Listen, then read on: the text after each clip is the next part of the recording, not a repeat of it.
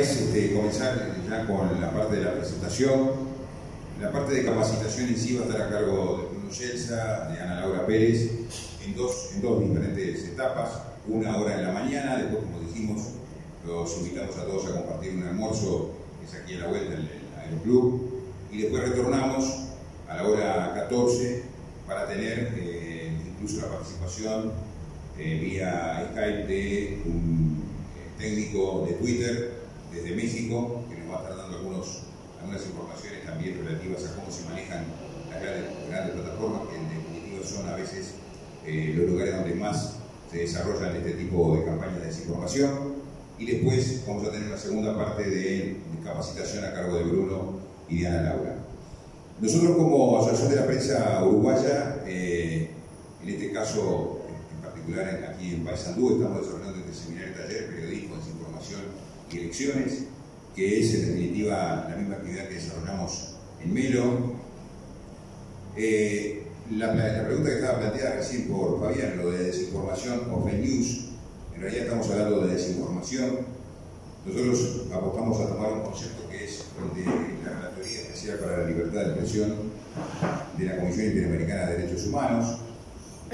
La desinformación es la diseminación masiva de información falsa que se hace, sabiéndose de su falsedad y con la intención de engañar al público o a una fracción de él. En base a este concepto es que hemos estado trabajando precisamente, como decía Fabián, desde todo este año en realidad, comenzando en enero, con las instancias de negociación con los partidos políticos. Algunas noticias que han circulado en los últimos tiempos, que seguramente ustedes las han visto, han tenido información sobre ellas. Trump elimina la versión en español de la web de la Casa Blanca. Árboles se queman solos en Dubái al alcanzar el termómetro de los 63 grados centígrados. Nacen 18 niños pelirrojos en un pueblo y el único pelirrojo es el cura de la parroquia. Trump afirma que la luna pertenece a Marte. Despedida una mujer que defecó en la mesa del jefe tras tocarle la lotería. Las papas fritas de McDonald's, posible solución a la calvicie. Feminista redacta su tesis sin utilizar la letra O. Descubren un mosquito que te puede dejar embarazada con una sola picadura. Golpean a un DJ por poner Despacito más de 10 veces en una noche. Hillary Clinton pidió al FBI que entregara uranio a los rusos. Una mujer finge ser ciega durante 28 años para no saludar a la gente. Un pueblo de una isla de Noruega quiere abolir el tiempo y vivirá sin horarios ni relojes. Bueno, está claro que todas estas noticias son falsas, pero todas circularon en internet y redes sociales. Pero además, en particular, la última, la que hacía referencia a este pueblo de Noruega, fue publicada en 1.400 periódicos en todo el mundo. Quiere decir que pasó de ser una desinformación en redes sociales para ser de alguna manera institucionalizada o transformada en noticia al publicarse en 1.400 periódicos en todo el mundo. Precisamente el impacto de las noticias falsas es mucho mayor que el de las noticias verdaderas. Se comparten 70 veces más que una noticia verdadera. Y ahí es donde está el problema. Hay un estudio de la Universidad de Massachusetts que así lo señala. Y es parte de la preocupación que se genera, obviamente. Una noticia falsa se expande mucho más que una verdadera. Un ejemplo que nosotros hemos utilizado para hablar de lo que ha pasado en la región y en el mundo. Hay ejemplos sobre campañas de desinformación que pueden remontarse al Brexit, que está ahora justamente en instancias de definición y que ha generado toda una situación muy complicada para Gran Bretaña. La campaña de Estados Unidos, que llegó a la presidencia de Donald Trump. En Argentina, en su momento, la campaña de Mauricio Macri. En Brasil, la campaña de Bolsonaro en particular. Y tenemos nosotros algunas referencias de los colegas de Intervoces, que es justamente una asociación que ha estado trabajando en la campaña política de Brasil, para precisamente chequear la información falsa. Y una encuesta realizada por Ibope Inteligencia entre el 18 y el 22 de octubre de 2018, previo a la campaña que llevó a Bolsonaro a la presidencia, reveló que el 90% de las personas entrevistadas afirmó haber recibido algún tipo de desinformación. Otra encuesta que se realizó por el Instituto Idea Big Data a pedido de Abbas mostró que el 98,21% de los electores de Jair Bolsonaro fue expuesto a una o más noticias falsas y el 89,77% creyó que estas estaban basadas en verdad. El kit gay de Haddad, ustedes seguramente han oído hablar de esto, ¿no? Esto fue muy famoso durante la campaña de Bolsonaro. Y según estos estudios que realizaron estas empresas que han trabajado en Brasil en la campaña electoral, el 85,2% de los electores de Bolsonaro vieron esta historia del kit gay. El 83,7% de los electores de Bolsonaro creyeron en la historia. Electores de Haddad, ustedes recuerdan, el competidor de Bolsonaro, que vieron la historia, 61%. Pero el problema además es que el 10,5% de los electores de Haddad también creyeron la historia. Quiere decir que esta campaña tuvo muy buen efecto en Brasil. El proyecto Comprueba, que también ha funcionado y sigue funcionando en Brasil, que está integrado por 24 organizaciones de noticias, periodistas, medios de comunicación, recibió más de 20.000 denuncias de informaciones falsas durante la campaña electoral en Brasil. En una investigación posterior que hizo Idea Big Data, el 40% de los encuestados dijo haber cambiado de posición de oposición o con dudas sobre Bolsonaro a decididos o considerando votarlo. Quiere decir que, de alguna manera, las noticias falsas o las campañas de desinformación tuvieron incidencia en la definición del voto de una cantidad importante de personas. Y esto además ocurrió en las últimas semanas de la campaña electoral de Brasil, que es precisamente también, según los estudios que se han realizado, el periodo en el que las noticias falsas tienen el mayor índice de popularidad en las redes sociales y es donde la gente está más permeable a creerles. Ahí tenemos a Donald Trump con su dedo, el dedo sobre las fake news. Pero fíjense lo que ocurre, ¿no? El verificador de noticias de Washington Post le ha contabilizado a Trump 10.111 noticias falsas en 828 días de mandato. Ustedes saben que además Trump utiliza exclusivamente o fundamentalmente la red social Twitter para gobernar, entre comillas, a Estados Unidos. Y desde allí de Twitter echa gente, insulta gente, pone gente, critica gobierno, critica elecciones, básicamente desarrolla su administración a través de Twitter. Sin embargo, Trump fue el que popularizó el término fake news.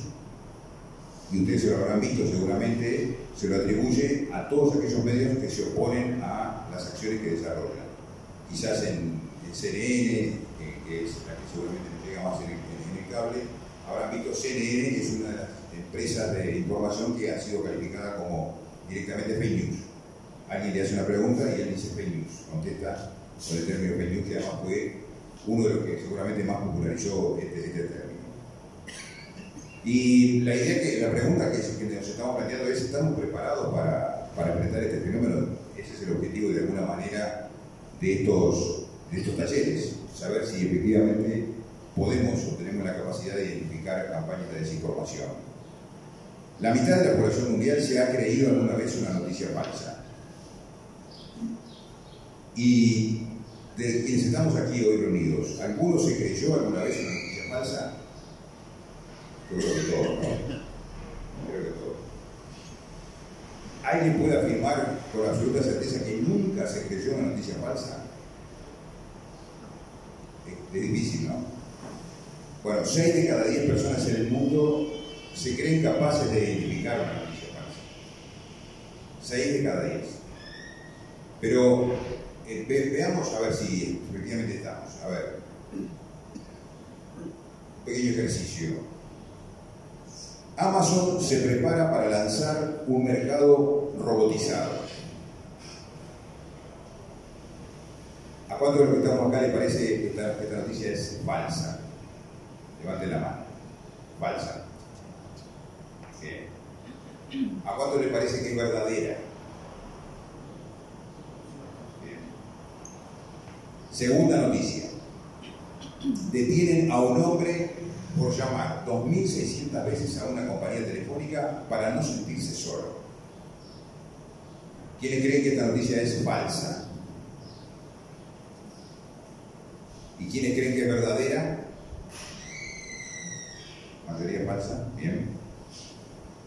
Yoko Ono revela que tuvo un affair con Hillary Clinton en los años 70. ¿Saben Yoko Ono quién era? Sí, muy bien. Esta noticia, ¿qué les parece? ¿Es falsa? ¿Sí? ¿La mayoría es falsa?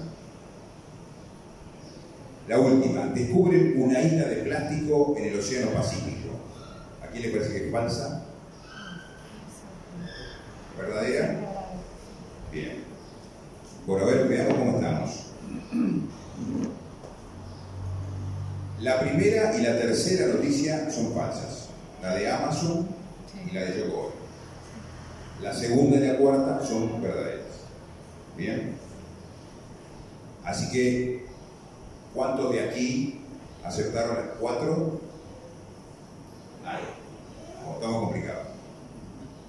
No, estamos complicados con el tema de los promedios de quién puede identificar una noticia falsa. En definitiva, esto es simplemente un ejercicio.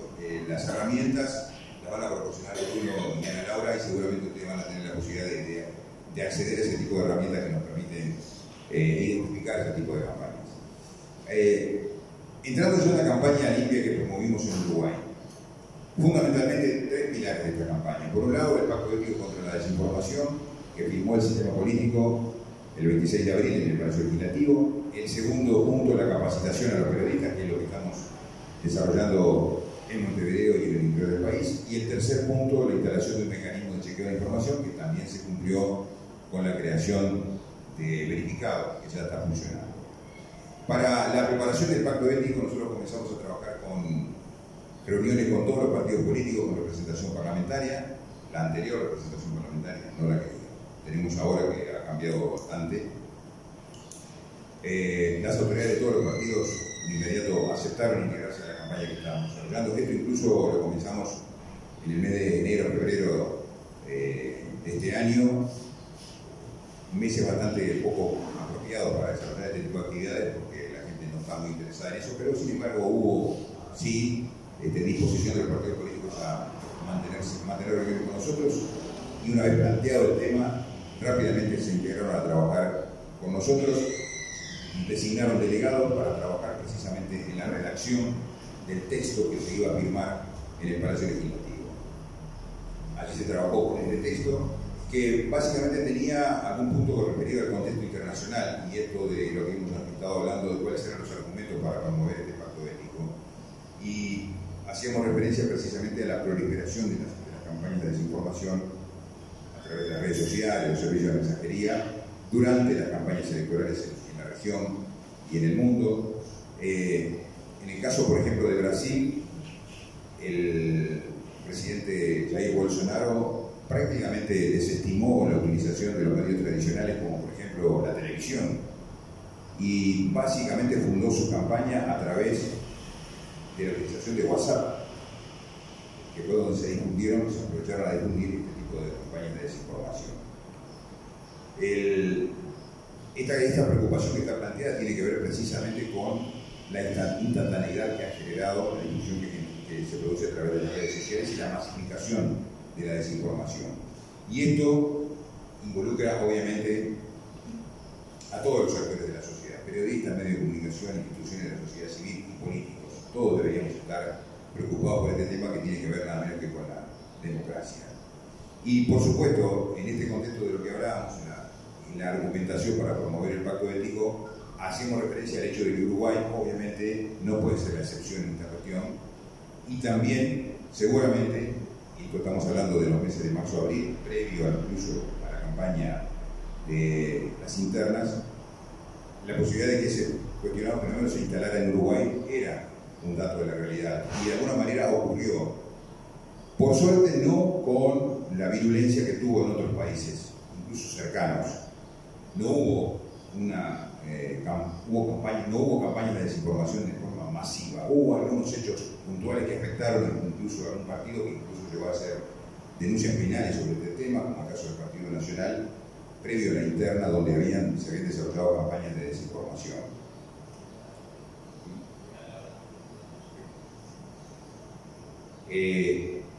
Esto, por eso decíamos, no íbamos a hacer la excepción de lo que había ocurrido en el mundo, no podíamos ser la excepción porque también en Uruguay hay una presencia de internet y de redes sociales muy importante y esto obviamente es un mecanismo que se utiliza. Lo que nosotros planteamos también dentro de los argumentos para promover el pacto ético estaba que la lucha contra la fake news o desinformación, las campañas de desinformación intencionadas, es responsabilidad de todos, ya que no solamente son responsables quienes directamente integran el sistema político, sino la sociedad en su conjunto. Esto que decíamos de, en definitiva, hablar de la necesidad de defender la democracia. Otro punto que está planteado en el texto introductorio del pacto tiene que ver con esto de que la práctica que pretende manipular a la opinión pública con la finalidad de obtener ciertos objetivos políticos hoy se vuelve mucho más difusa como consecuencia de la masificación de los medios digitales, esto que estábamos hablando, la posibilidad de difundir rápidamente una campaña de desinformación a través de las redes sociales. Y es muy difícil detectar quién es el autor de esto, ¿verdad? Bueno, precisamente ante la existencia de este fenómeno fue que nuestro sindicato asumió la responsabilidad de trabajar en la capacitación de los trabajadores. Y este es un punto importante porque la Asociación de la Prensa Uruguaya no planteó que los periodistas firmáramos un pacto ético con el sistema político, como se intentó plantear en algún momento. El pacto ético lo firmaron los partidos políticos. Los periodistas no firmamos ningún pacto con ningún sistema político ni con ningún partido. A lo único que nos hicimos responsables fue de capacitarnos precisamente para lograr la no proliferación de campañas de desinformación.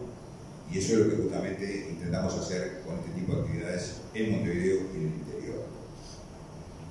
El texto, como decíamos, se elaboró a partir de un grupo de trabajo que se conformó con integrantes de los partidos políticos, con representantes de la Asociación de la Prensa Uruguaya y otros asesores desde el punto de vista legal que trabajaron con nosotros.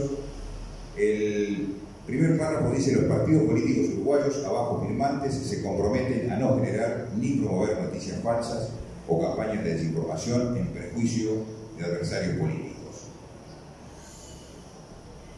Del mismo modo, se comprometen a promover entre sus afiliados y militantes la necesidad de buenas prácticas de convivencia en el manejo de las redes sociales. Asimismo, se comprometen a promover entre sus dirigentes la necesidad de evitar acciones o expresiones de tono agraviantes o de descalificación personal contra adversarios que en nada ayudan para preservar el buen clima de relacionamiento político que ha caracterizado al país y que lo distingue en la región y en el mundo. Por último, los partidos firmantes se comprometen a acordar un mecanismo permanente de consulta para dar seguimiento a este pacto ético de forma de responder rápidamente a cualquier situación que pudiera afectar el cumplimiento de este compromiso público. Como decíamos, la campaña se lanzó en el Palacio Legislativo, hubo presencia de autoridades nacionales de todos los partidos políticos. Nuestro padrino, en definitiva, fue Enrique Iglesias, el presidente de la Fundación Astur, que convocó precisamente al Programa de Naciones Unidas para el Desarrollo y también a la UNESCO, de la que vamos a tener algún mensaje ahora en algunos minutos. Aquí está la firma de los 6 partidos políticos que tenían representación parlamentaria en ese momento: Partido Colorado, Partido Frente Amplio, Partido de la Gente, Partido Independiente, Partido Nacional y Partido Unidad Popular. Esto ocurrió el 26 de abril en el Palacio Legislativo. Tuvimos después una reunión con el presidente de la República, que ofreció su apoyo a esta campaña que estábamos desarrollando a través de una campaña de bien público sobre desinformación. El objetivo es que esta iniciativa también dé herramientas a la población en general para identificar campañas de desinformación. La idea es emitir esto por cadena nacional de radio y televisión.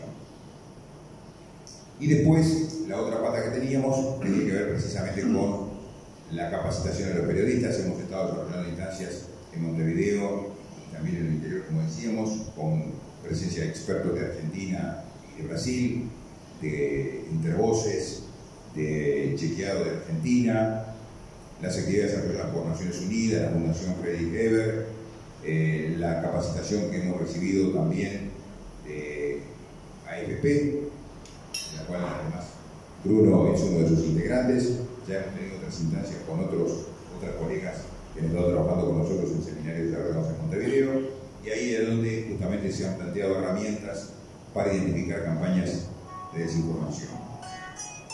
Esto no voy a hacer referencia a estos temas que justamente son parte de la presentación que van a hacer más adelante Bruno y Ana Laura. Ellos lo van a detallar con mayor certeza.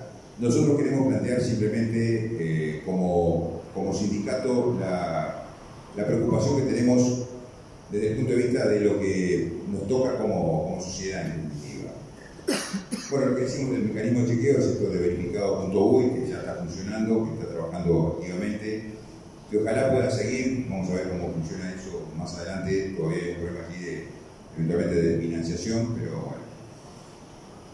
Queremos centrarnos en este punto que de alguna manera nos toca más directamente como integrantes de la sociedad civil, como representantes de los trabajadores.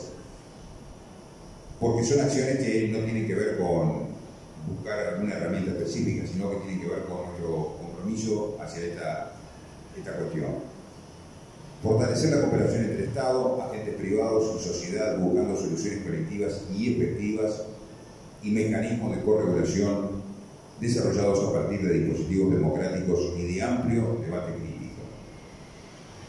Es necesario elaborar una propuesta de regulación inteligente, adecuada al entorno digital y democrática, para proteger a los usuarios de las grandes plataformas ante su creciente poder en Internet, con el objetivo de garantizar la libertad de expresión y la Internet libre y abierta. El camino para la solución del problema es largo y complejo, pero solo será trillado con más y no menos información y derechos. Esta es una batalla permanente y toda la sociedad debe estar comprometida porque, como decíamos, que aquí es donde está la parte que más nos interesa como trabajadores y como integrantes de la sociedad civil, está en juego la democracia. Creo que algunos ejemplos que hemos planteado, y seguramente también van a hablar Bruno y Ana Laura, así lo demuestran. Esto es una cuestión empírica. A través de campañas de desinformación se incide en la voluntad de la gente y se termina incidiendo en los gobiernos que eventualmente se eligen. Así que sí será importante que estemos atentos a esto y que aportemos desde cada uno desde nuestro lugar la posibilidad que tenemos de no promover campañas de desinformación. Así que para nosotros, como Asociación de la Prensa, nos toca solamente agradecer a la Federación Internacional de Periodistas, que nos ha dado un fuerte apoyo, a PESUR, al PNUD Uruguay, UNESCO, la Fundación ASTUR, la Presidencia de la República, la Presidencia de la Asamblea General y de la Cámara de Representantes, al PIC-CNT, a la Universidad de la República y a todos los partidos políticos que nos han apoyado en esta actividad. Así que les agradecemos muchísimo vuestra presencia. Lo que vamos a tener ahora es un video del representante de UNESCO aquí en nuestro país. Está